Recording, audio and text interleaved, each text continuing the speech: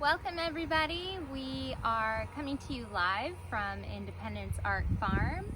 We are approaching our first year anniversary homesteading, and we just wanted to give you all an update on our decisions and failures and accomplishments, and a little advice for any of you that want to consider homesteading in your future. So we kind of decided to do 5 questions. It will be the same 5 questions answered. Alicia will start asking me a question, then I'll ask her the same question, because this is one of those that we believe will help you guys out with understanding what we're doing and what you would be doing down the road. So I guess just to start us off, let's just give the viewers a little background about why we started homesteading. All right, so number one thing what we decided to do is we just did not want to work for the man anymore. We wanted to kind of detach from the matrix, if you will, not to be in the system.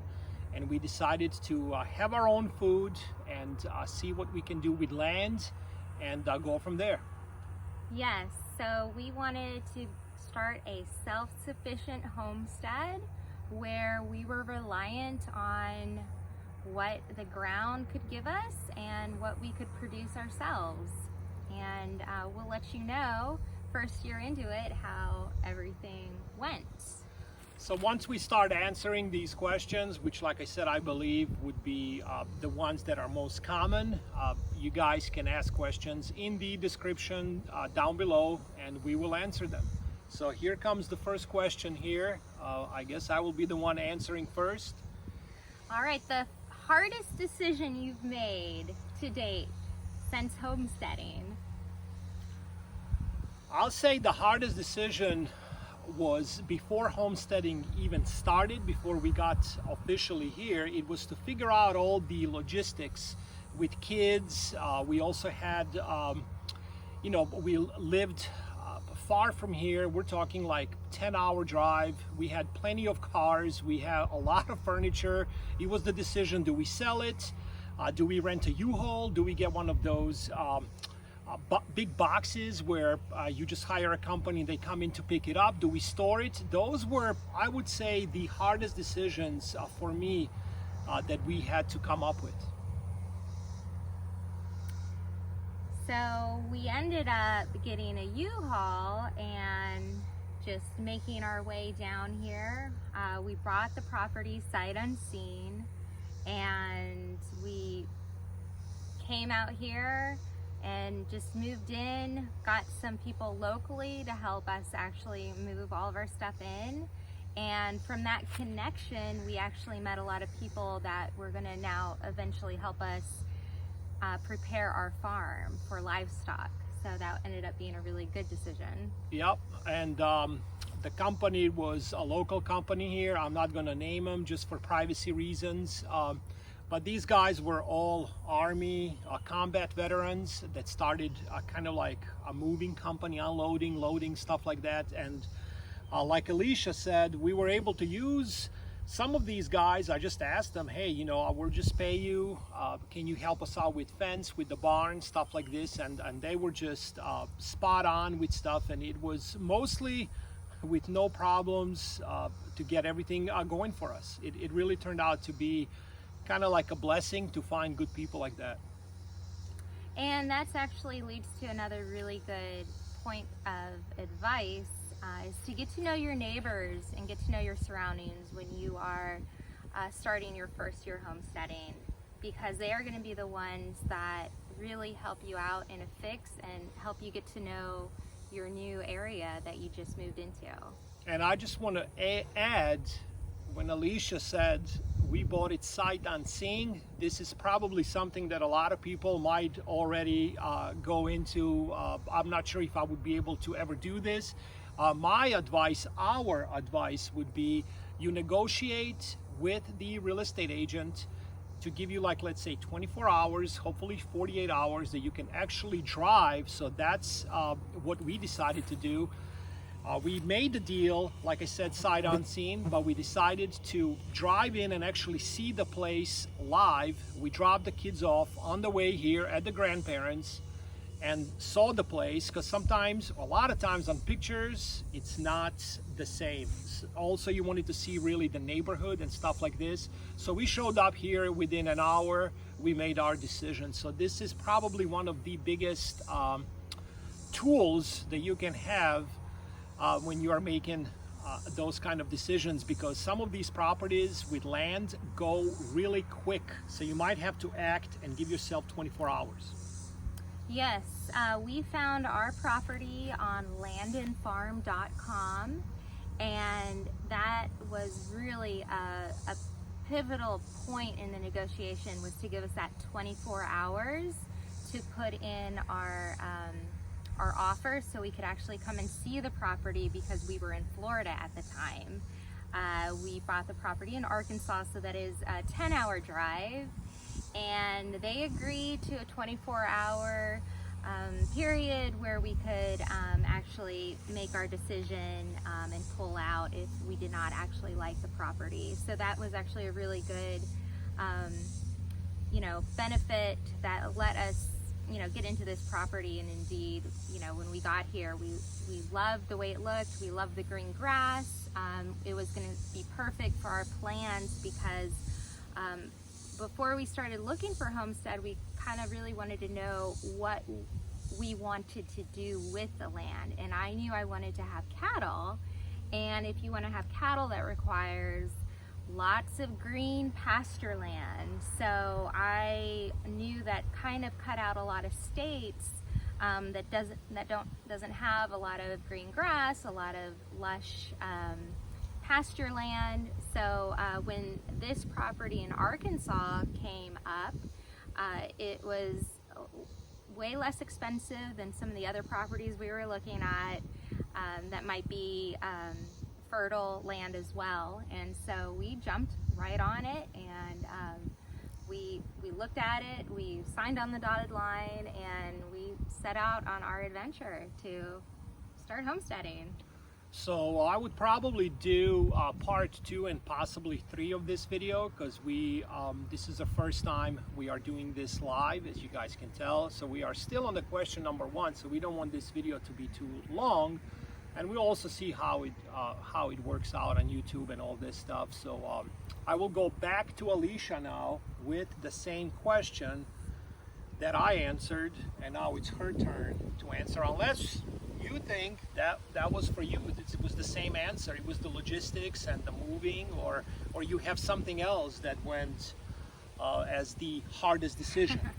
Well, it was definitely a difficult decision to get all of our ducks in the row to actually move, but I think it was a move out of necessity because of everything that was going on at the time. It was September of 2020. And we had just spent that last 4 months in lockdown, and we knew we wanted to go a different direction for our family. So for me, making the actual move and the logistics was not the most difficult decision.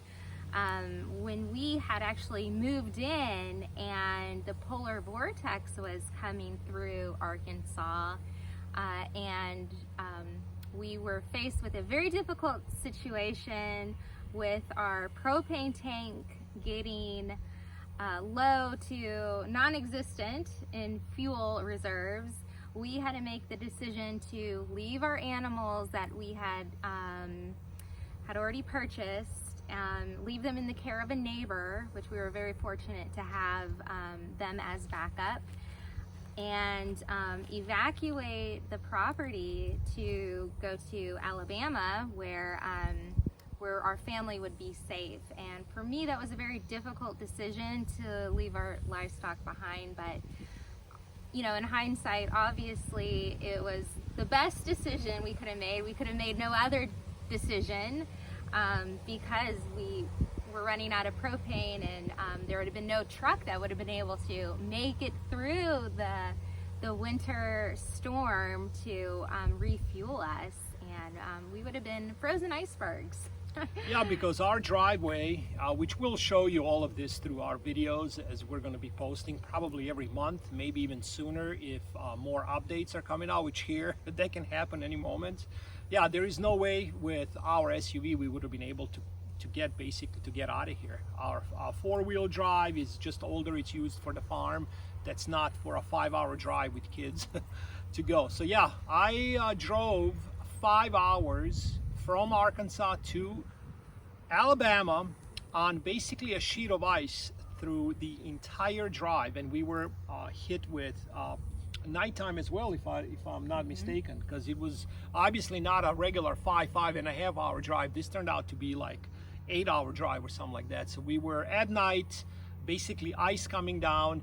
For me, this was not the hardest decision. I thought it was a must, but for Alicia, it was what makes a lot of sense. Well, what do we do with animals? So we just called the neighbors. Listen, it is what it is. If we lose some, this was the coldest week in the history of Arkansas, which was our first winter here, as you guys know, since this is our anniversary right now.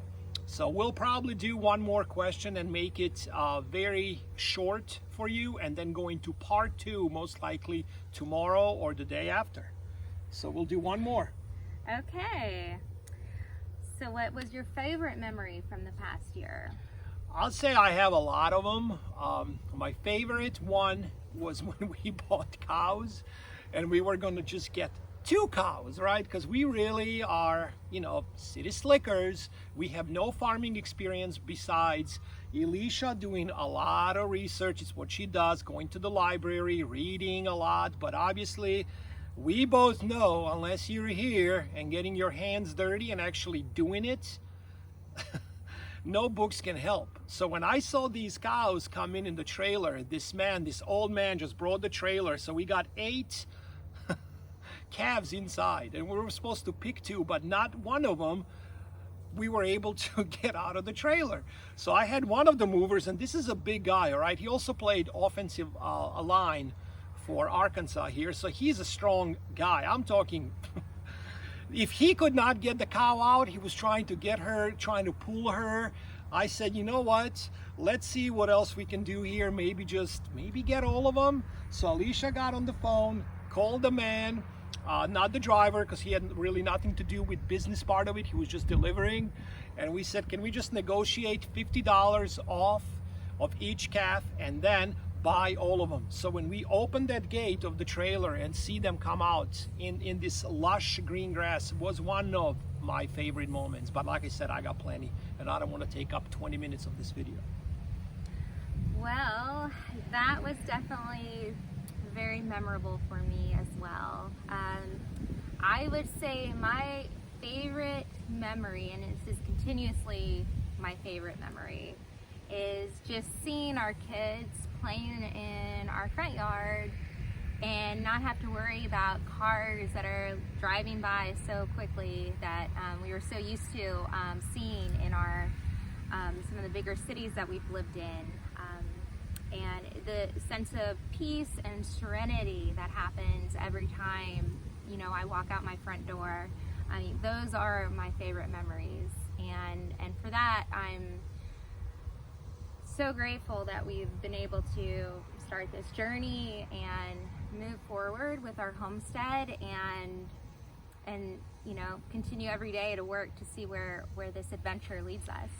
So with that being said, thank you for watching. We will be filming most likely right now part 2, and we will post it, so that way the videos are not, you know, 50 minutes, an hour long. You'll have 20 to hopefully 25 minutes at the most, short clips.